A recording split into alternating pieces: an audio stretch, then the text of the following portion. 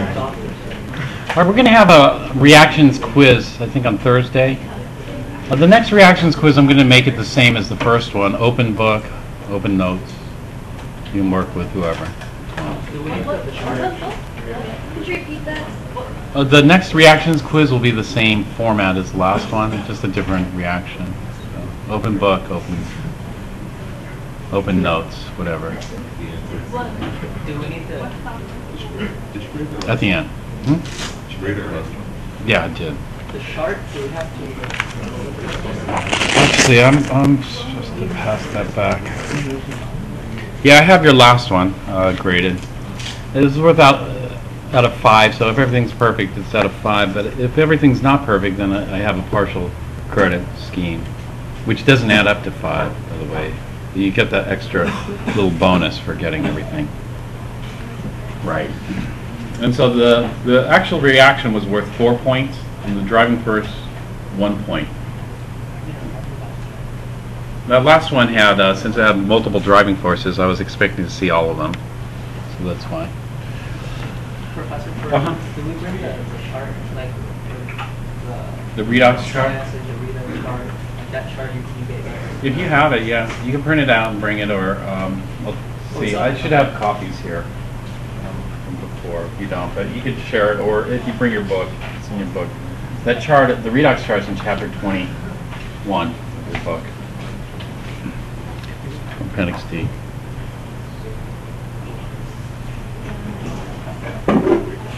All right. Any other questions?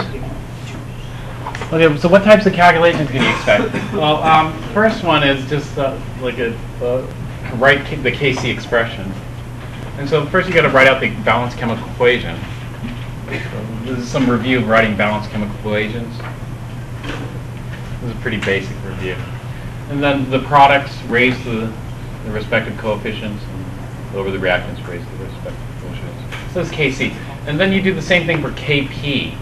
Kp, rather than using concentrations, we use partial pressures. And so it would be the partial pressures, the products over the partial pressures of the reactants raised to the respective coefficients. Can you do some examples? Examples? Example would be like after you write, this is like chapter 1 review, right? Well, actually, no, chapter 3 review, because you need to know the formula. Hydrogen gas, H2, nitrogen dioxide, NO2. So you write the formula, so you get it something like this. Once you get it in this form, then it would be, Kc would be concentration of NO2 squared divided by the concentration of NO squared divided by the concentration of O2. Kc would be concentration, here it's tricky. It's a solid.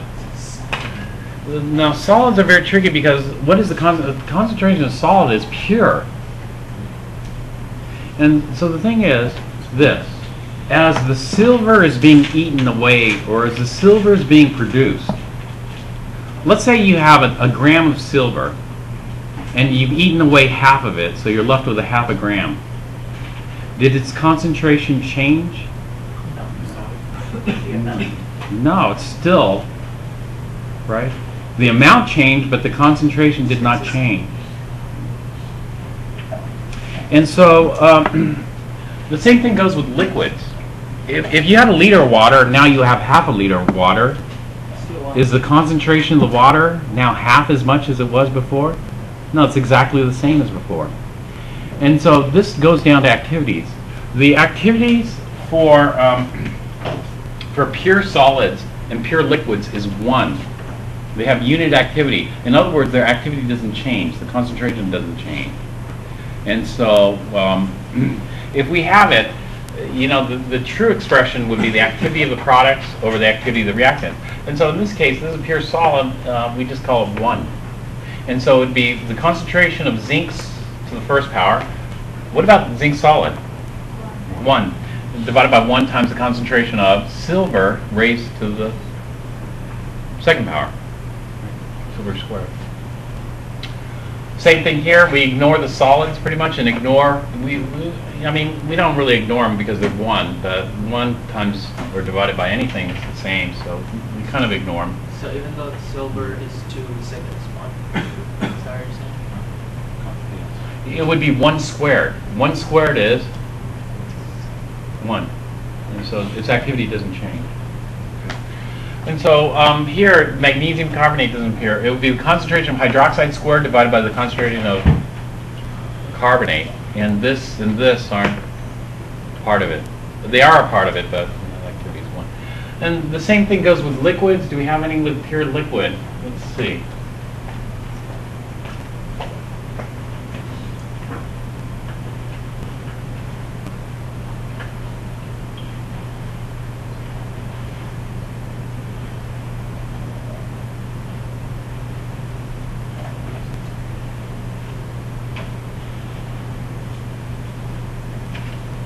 I don't see any. Okay, but with gases, the gases, of course, the pressures can change. And so the activity of a gas is just the partial pressure of the gas. So this is the same thing for Kp. So this would be the partial pressure of H2S squared times the partial pressure of methane divided by the partial pressure of hydrogen to the 4th power divided by the partial pressure of CS2 to the 1st power. That would be the Kp expression for this. Is that okay so far?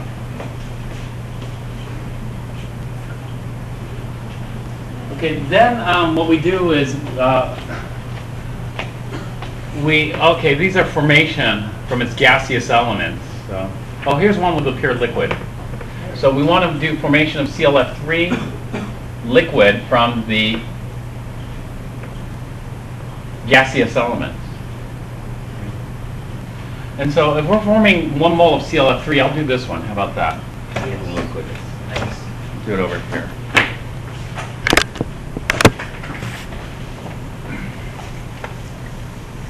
Formation reactions of, ClF3, which is a pure liquid. What would you name that?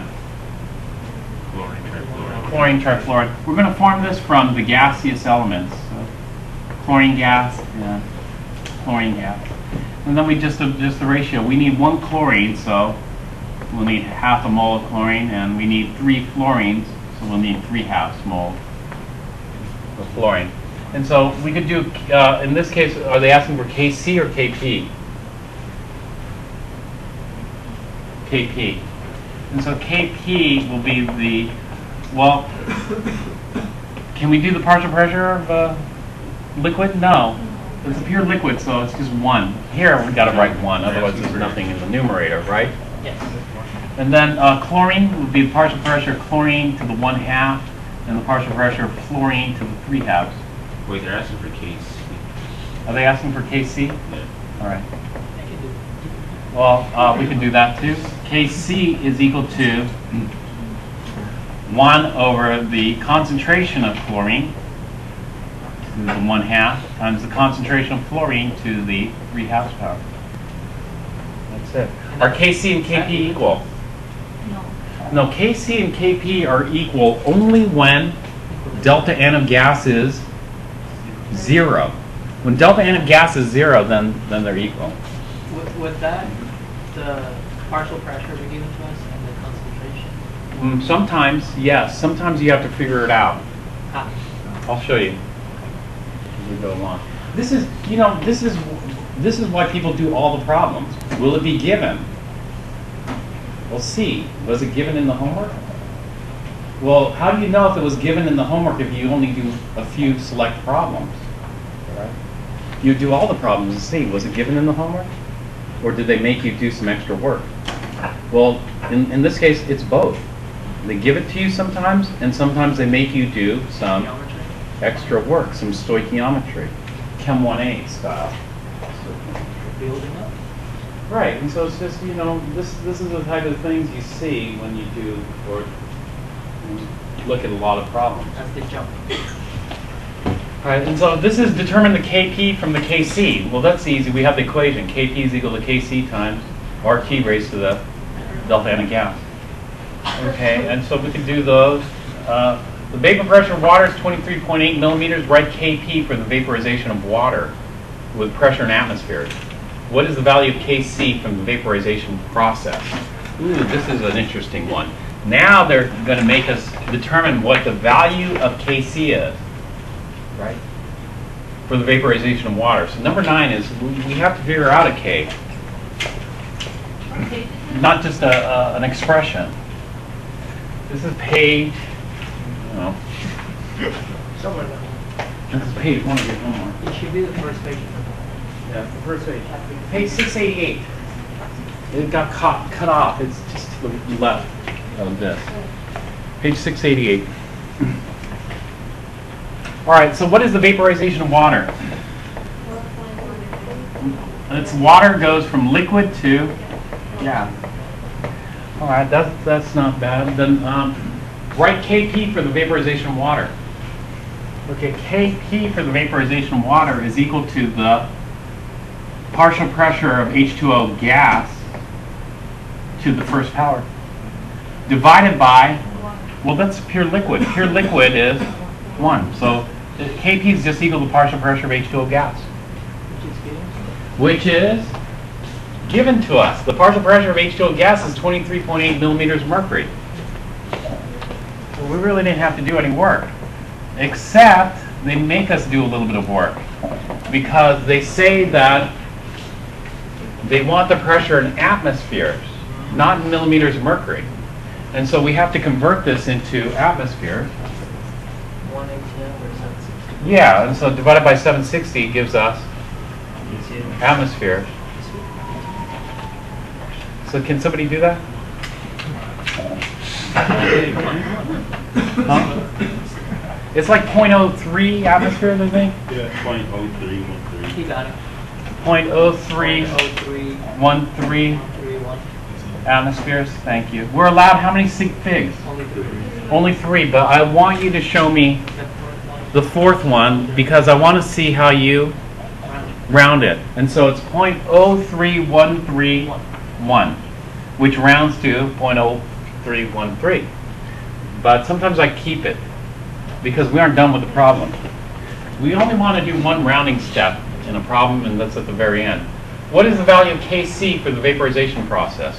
Well, is Kp and Kc equal? No, because delta N of gas is plus 1.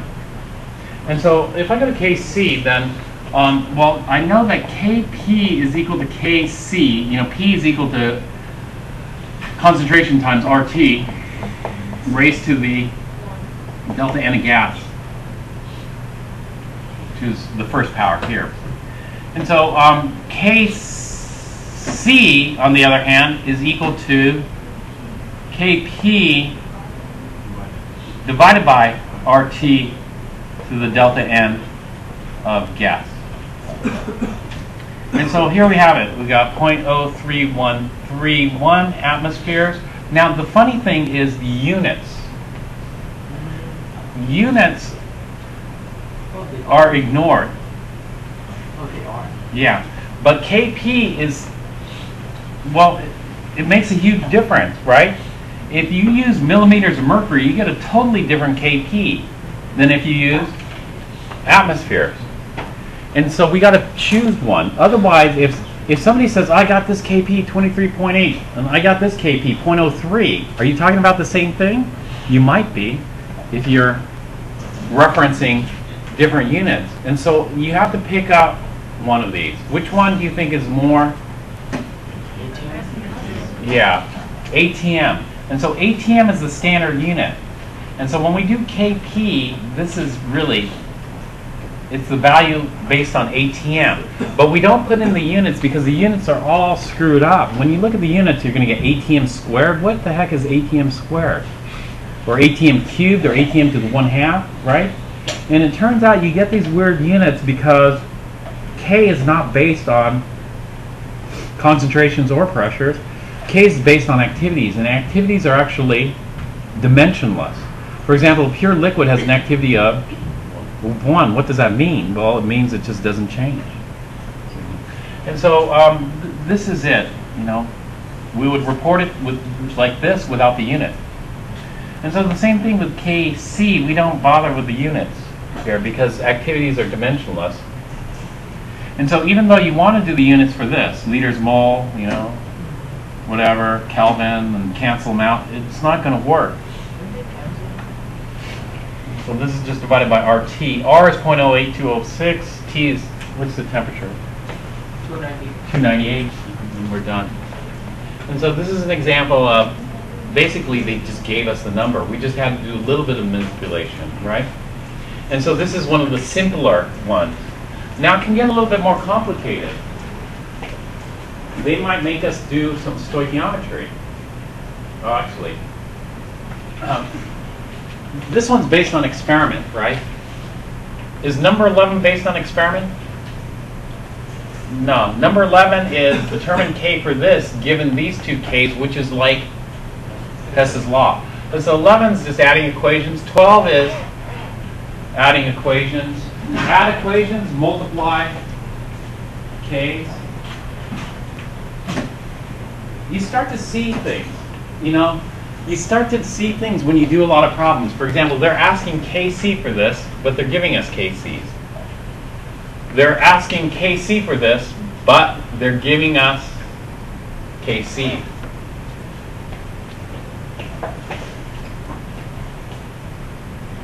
And then all of a sudden, they do this. They try to trick you because now they're asking for Kp and they're giving you Kc. So what a lot of people do is they do this one, and automatically they do this one and calculate Kc and get the wrong answer when they're asking you for Kp. You see these things when you do a lot of problems, right? The little variations that they throw out. Sometimes I do that too. I ask for Kp, I give you Kcs, and I ask for Kcs, I give you Kps. See if you convert it. They're asking for Kc, they're giving us Kps.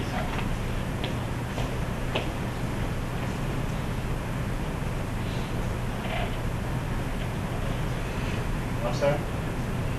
No. Around the corner outside. Yeah. Okay, an important environmental physiological formation of carbonic acid from carbon dioxide and water. Write the equilibrium constant expression for this reaction in terms of activities. Convert that expression into an equilibrium constant expression containing concentrations and pressures. Now, number 15 is very tricky. And so I'll do number 15.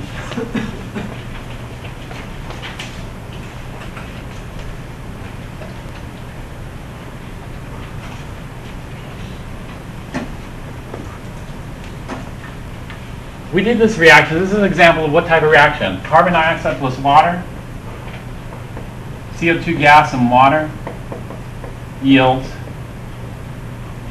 what? Carbonic acid.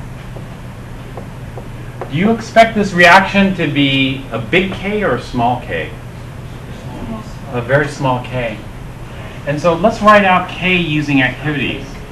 If we use K using activities, it's the same thing as we've been doing before, except we just use an A. It's going to be the activity of carbonic acid raised to the first power divided by the activity of CO2 raised to the first power and the activity of water, liquid, raised to the first power. Now CO2 is a gas, carbonic acid is aqueous. And so this gets really tricky because what do we do? Should we do a Kc and do a concentration? Should we do Kp and do a, what should we do here? And so what we're going to do here is what's called the thermodynamic equilibrium constant, KEQ. KEQ is based on the activity. Now the activity of carbonic acid is going to be close to its concentration or close to its pressure? Concentration. And so this is going to be about equal to the concentration of carbonic acid. The activity of CO2 gas. For activity of gases, do we use concentration or do we use pressure?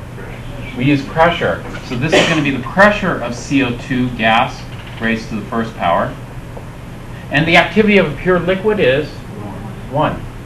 And so this is a funny looking equilibrium constant because it's a composite of Kc and Kp, which we call KEQ, the thermodynamic equilibrium constant, based on activities. Uh-huh. Wait, so is liquid always one, or is that just? Liquid's always one. Oh. Always one. All right, so that's number 15.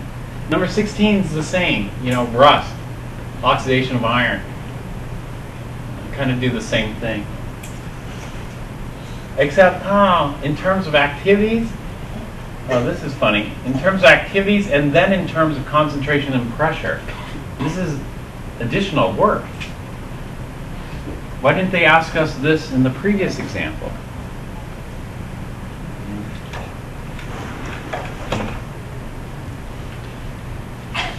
And so, this one is a little bit less complicated, actually. And so you could come up with this. Let's take a look at it.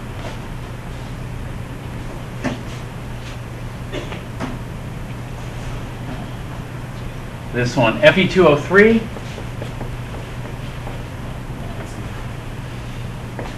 Solid forming from iron and oxygen. So Fe solid and O2 gas. So we need 2 Fe's and 3 halves in O2, and that'll take care of it. And so in terms of KEQ, what is this? In terms of KEQ, it would be the activity of Fe2O3, solid, raised to the first, divided by the activity of iron solid, raised to the first, and the activity of O2 gas raised to the first. The activity of solid is 1, activity of this solid is 1, and so this is just, and the activity of O2 gas is just going to be PO2. Now we do KC.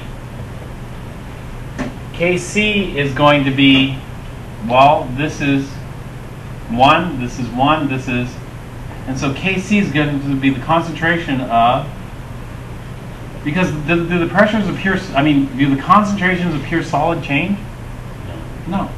And so the KC is just going to be the concentration of O2 to the 3 halves power. KP here, the pressure of solid? No. And so this is, KP is just going to be the partial pressure of O2 to the 3 halves power. And so here's KEQ, KC, and KP. Take a look. KEQ in this case equals KP. In the last example, did KEQ equal KP? No. And so sometimes it equals, sometimes it doesn't. Depends on the reaction. How could it be equal? Because both of them are the same. 1 over PO2 to the 3 halves, 1 over PO2 to the 3 halves. You see these patterns when you do a lot of these. You see, oh, because sometimes people get tricked, oh, it's always equal because they've just seen 1, right? But when you see a lot of them, you see, oh, sometimes it equals, sometimes it doesn't. And then you see additional patterns. When it equals, what typically are the conditions? When it doesn't equal, what typically are the conditions? You get that from doing a lot of observations. This is what scientists do. They do a lot of observations, right? The more observations, the better.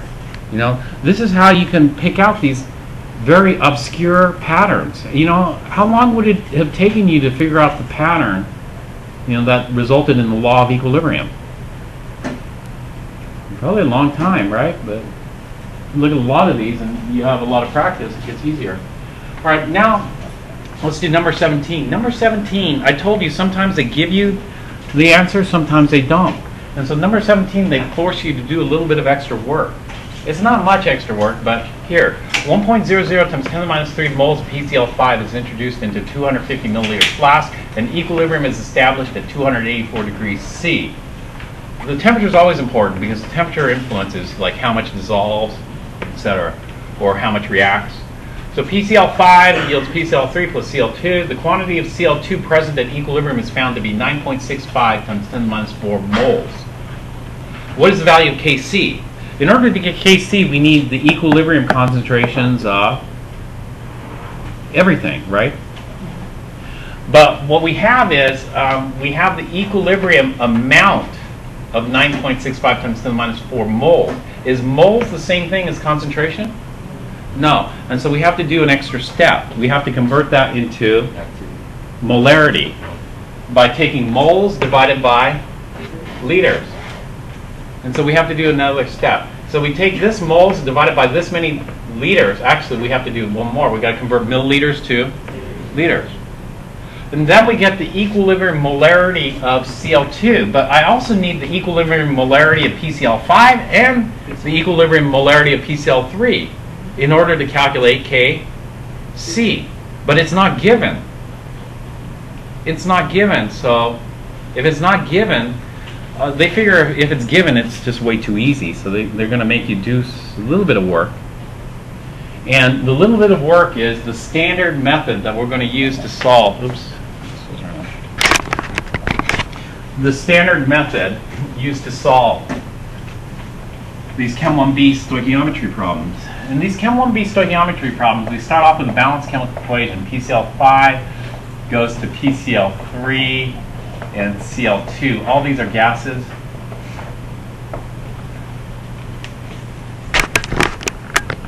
And this is the standard setup. We do stoichiometry in this way. We set it up as an ICE table, basically like this. I stands for initial concentration. This is for Kc. Initial concentration or pressure, depends. For Kc it'd be concentration, for Kp it'd be pressure.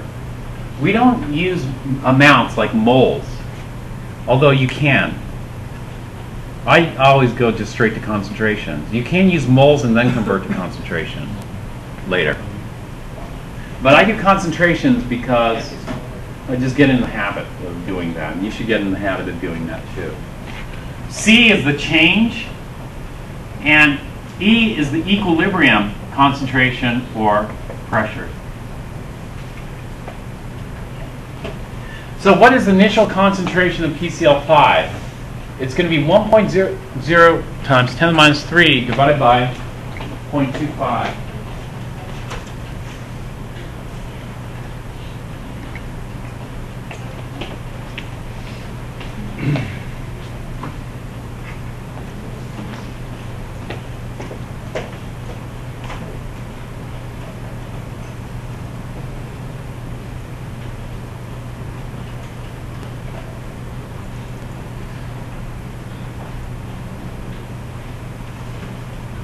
So actually do this for me. 1.00 times 10 to the minus 3 divided by 0.25 gives me what to how many sig figs?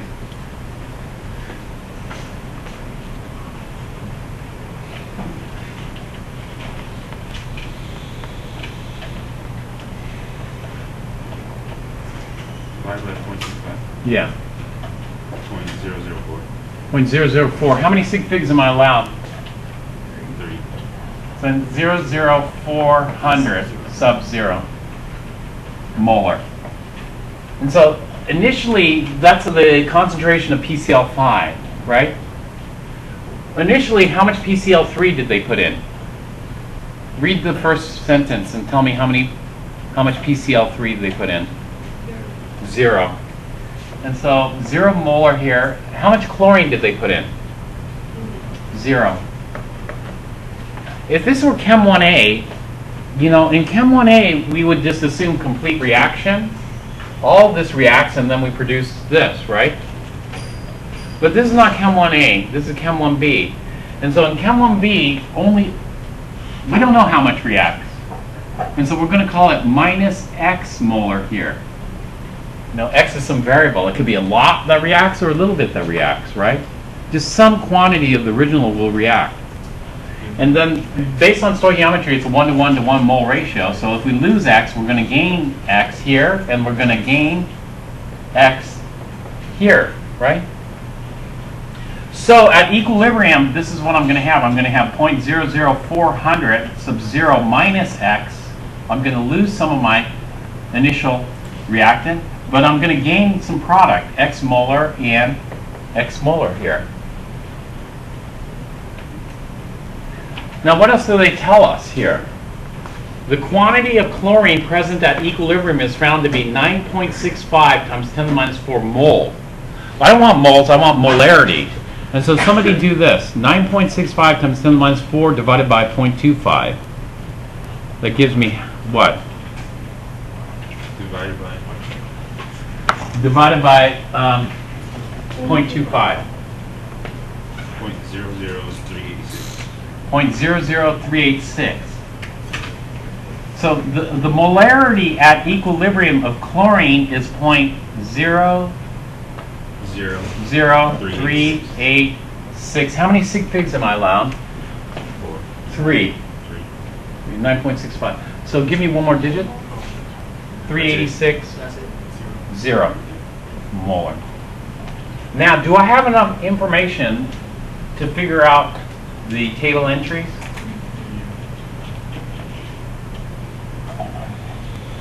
Yes. Yeah, XM is the same. Yeah, I know what X is.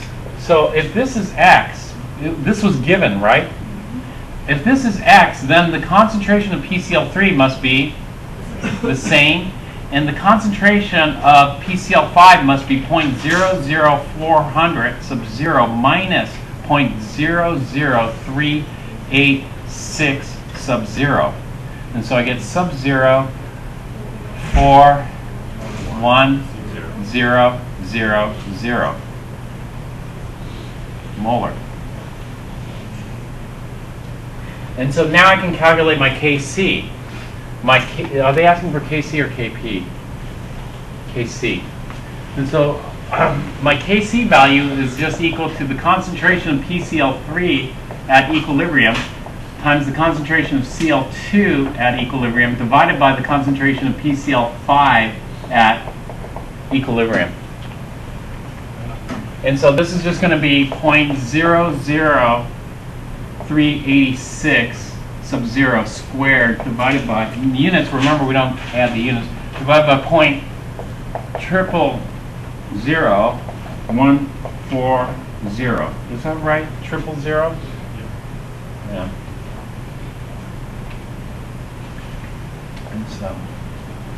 And then punch out the number, and we get our K value at 284 degrees C.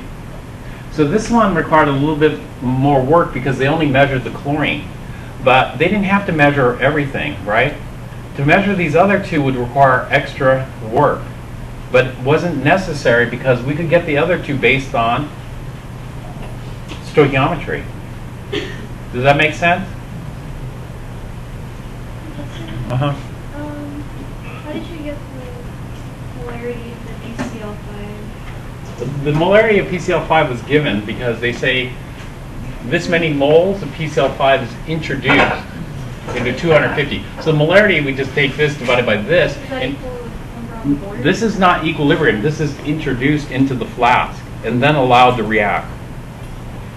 And so introduced just means, and so this would be the number. Somebody calculated it for me as the initial. Does that make sense? We could take a look at the next problem. The next problem is the same as this last problem here. If we look at the next problem, you know, we see that it's just the same. A mixture of 1.00 grams of hydrogen and 1.06 grams of H2S in a 0.500 liter flask comes to equilibrium at 1670 Kelvin.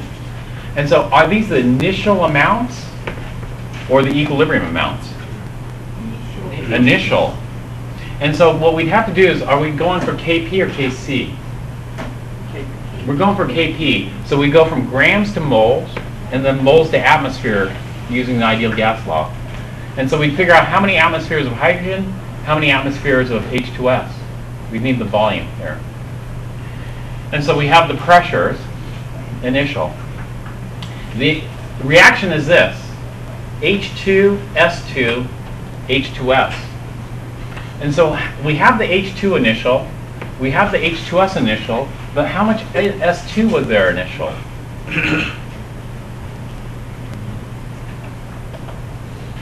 Zero. What we want is the equilibrium. We want the equilibrium amounts of everything, but they only give us the equilibrium amount of S2. So if we started at 0 and we end up with, do you want me to do this one? Why is it 0? Because they didn't say. They didn't say they introduced any. Yeah, that's H2. You know, this was the simplest problem of this sort.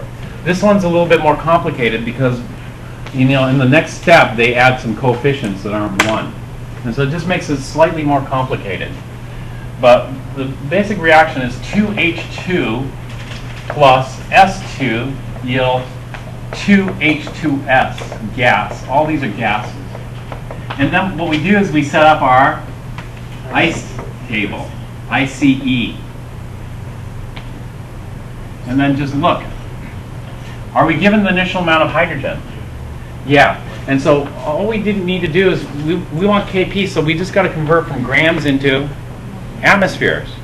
And so we need the volume, we have it, we need the moles, and we need the temperature. And so we have all those.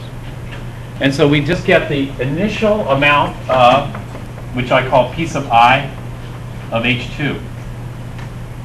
Initial of H2. We can calculate that. And the same thing with H2S. We'll have the P initial of H2S. Or P, actually, I should do it the other way. The partial pressure of H2S initial, the partial pressure of H2 initial. How about S2? Did they say they introduced any S2 initially to this? No. You can't, because S2 is too reactive. It's too unstable. You can't buy this stuff. And so this turns out to be 0 atmospheres. Which way is this going to change? And so I want to lose reactants. So I want to go minus, now look at the coefficient, minus 2x minus x plus 2x. But there's a problem. Let's say if I started off with 0 grams of S2 and I lose some, can I go negative grams of S2? Is that possible to have negative atoms? Negative matter?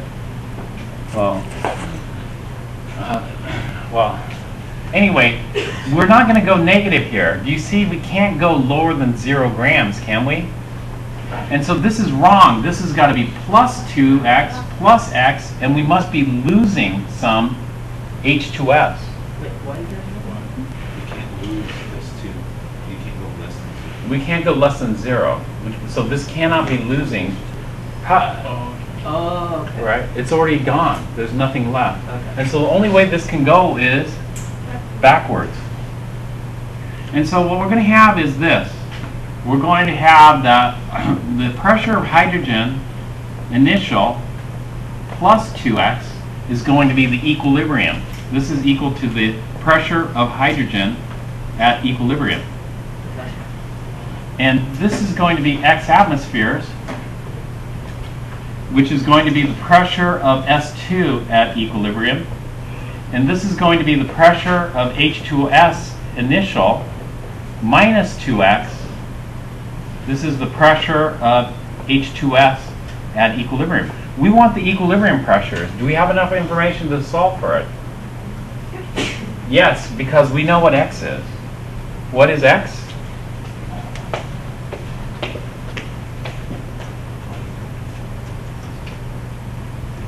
We know what x is because they give us it. Right here, the equilibrium amount of S2 found is this many moles. So we just go from moles to atmospheres using the ideal gas law. We figure out how many atmospheres we have at equilibrium. And then we have this. Once we know what x is, can we figure out the other two? Yeah, just add 2x, subtract 2x. And we're done. Then we plug this into our Kp. Kp is equal to the partial pressure of H2S at equilibrium squared divided by the partial pressure of H2 at equilibrium squared and the partial pressure of S2 at equilibrium. And then we have it. We have it. Oh, camera.